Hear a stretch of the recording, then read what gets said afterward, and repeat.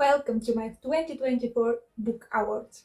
This year I read an amazing variety of books from the weird to the wonderful, and I've created unique categories to celebrate the best and sometimes the worst of the year. In each category I'll introduce all the contenders before revealing the winner.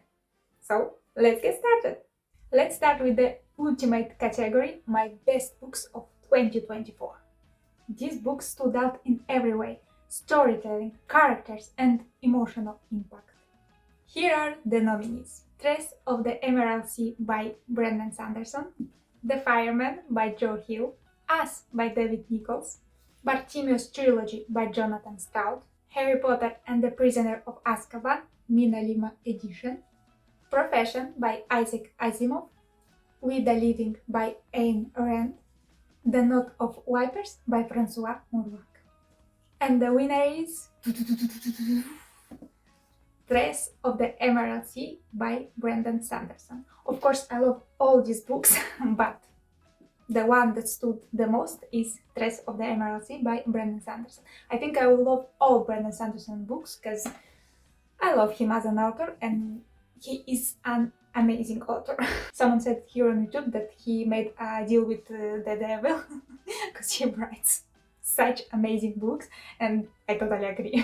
He's just too good as an author. About this book is about a girl who lived all her life on this little island surrounded by a sea, but not our usual sea, and something happens there and she should embark on a trip to save the love of her life. I love that Brandon Sanderson empowers women and writes such amazing, funny, quirky women characters. I loved it about him because a lot of other authors are writing just about these men who are powerful and they can do everything basically, but Brandon Sanderson gives us credit, and I think we don't receive enough credit as women in the fantasy world. So there aren't a lot of great books in fantasy written about these amazing women, and Brandon Sanderson just does us justice. So I love him because of that also a lot. Tress of the Emerald Sea by Brandon Sanderson. I recommend this book to everyone because it's an amazing book, and I recommend Brandon Sanderson as an author to everyone. He is an amazing author. Just read this book. The best book of the year. Best world building. World building is what makes a story come alive, and all the books that I'm going to show you created such immersive worlds that I didn't want to leave.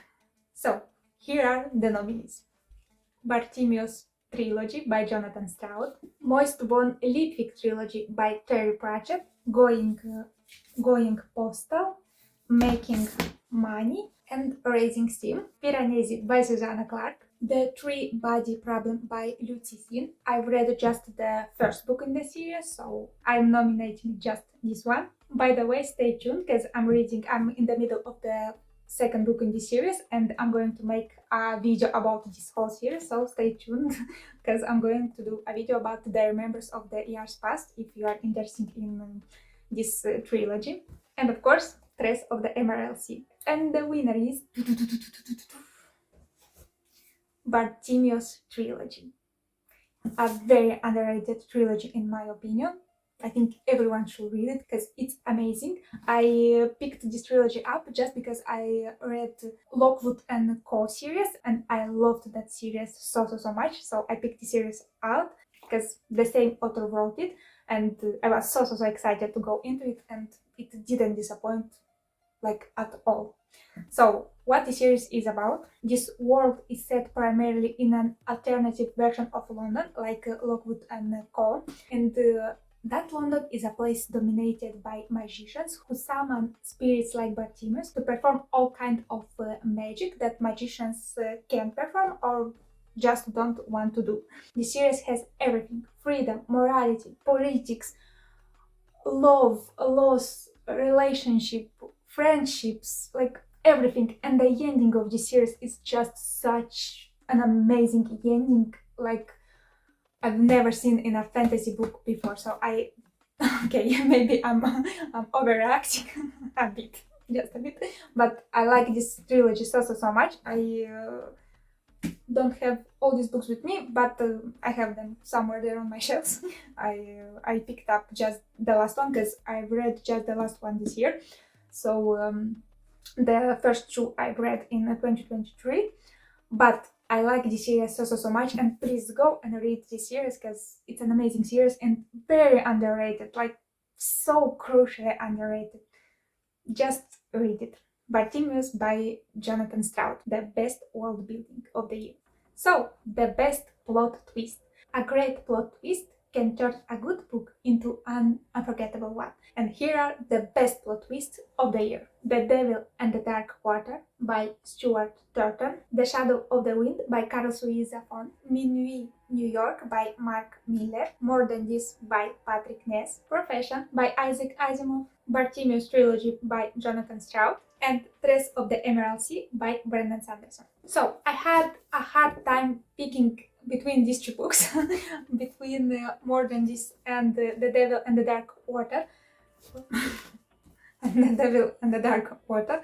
But yeah, I think I have a hard time picking now. I like them both, and I want to give them both the best plot twist because they both are amazing. Stuart Turton wrote The Seven Deaths of Evelyn Hardcastle, I think it's called that book, and I liked the book so much, and I loved the plot twist in that one, so I bought this one and it didn't disappoint. The plot twist, the morality of this book, the philosophy of this book, the psychology of this book is so amazing, and the plot twist is also amazing. I don't want to say more about these books because I don't want to spoil anything for you, because you should go blindly in them if you want a great plot twist. And More Than This by Patrick Ness was like the best discovery also of the year, because I haven't read anything by Patrick Ness prior this book, and I'm so sad because he's an amazing writer, and More Than This is also an amazing book with an amazing plot twist that I didn't see coming. I love these books and I recommend them if you want a great plot twist. So, The Devil and the Dark Water and More Than This both share the best plot twist of the year. I want to do a disclaimer for the next category, best writing style, because you're gonna see very different books from very different categories here. So, best writing style for me, it's not necessarily the much beautifully written prose, it's more the books that I enjoyed to read the most, the book that I wanted to read more and more and more. So, the nominees are The Little Thread by Donna Tartt, Better Than the Movies by Lynn Painter, The Shadow of the Wind by Carlos Ruiz Zafón, Bartimaeus Trilogy by Jonathan Stroud, Tress of the Emerald Sea by Brandon Sanderson, and Us by David Nicholls. And I have a very hard time to pick the best writing style, because I love all these styles for some particularities that, it's very hard for me. Like, it's very hard. So I'm gonna just show you the books one more time and explain why I love the writing style in them, because it's very hard for me to pick just one. I love Us because David Nicholls portrays love like no one else. It's so realistic and beautiful, and it's like you live in this book and you know these characters and their love and their loss and their emotions. This all goes through you, and I think this is an amazing thing to write a book that will make a romance book, because I don't usually read romance books, but I think he writes romance books so beautifully that you just want to read more and more and more. Brandon Sanderson, of course, is the best storyteller out there. I'm just not going to stop here. In Bartimaeus Trilogy, I like that we have our hero's point of view, but also we have Bartimaeus' point of view here in the, like, at the end of the page, not on all pages, but on a lot of pages we have his point of view. So this was the first time that I've encountered this in a book, and I like this very much. It was a bit hard at the beginning to read everything that is happening in the book and then read the Bartimaeus point of view of what is happening, but when you get used to it, it's such an amazing work, and I liked his writing style because of that. In the Shadow of the Wind by Carlos Ruiz Zafón, there are so many metaphors, so much philosophy. He just writes so beautifully. I've read this book in Russian, but I could only imagine how beautifully it was written in the Spanish, because I think Spanish is the original language of this book, and I could only imagine how beautiful this book is written in Spanish. Yeah, this may come as a surprise to you, but this is the first romance book, like non-serious, quirky, funny, weird romance book that I enjoyed so much. And I was like perplexed when I enjoyed it, because I tried to read more romance this year, because I don't read romance like at all. And I wanted to get out of my comfort zone and read more romance. So I tried and I failed with some books. I will show them to you later, but I enjoyed this book so much. I'm gonna post a video after this with me reading this book and other books that you've seen, because I didn't have the time to edit all my videos, but I really like this book, and I like that this author made me enjoy romance. Like, I've never enjoyed it before, like quirky, funny, just silly romance. And I love her writing style very much because of this. And The Little Friend by Donna Tartt. Donna Tartt is a marvelous writer, and she could write about cooking. I don't know, about some like very silly things, and I would read it and I would enjoy it, and I would say to you that this book was written by a very smart person, because I think Donna Tartt is one of the smartest writers out there. Her prose is just amazing. I didn't particularly enjoy this book, but I enjoyed so much her prose that I didn't leave it and I didn't DNF it, just because I was enjoying reading it. So Donna Tartt's writing style is also very amazing. So everyone is saying don't judge a book by its cover, but we are going to judge them today.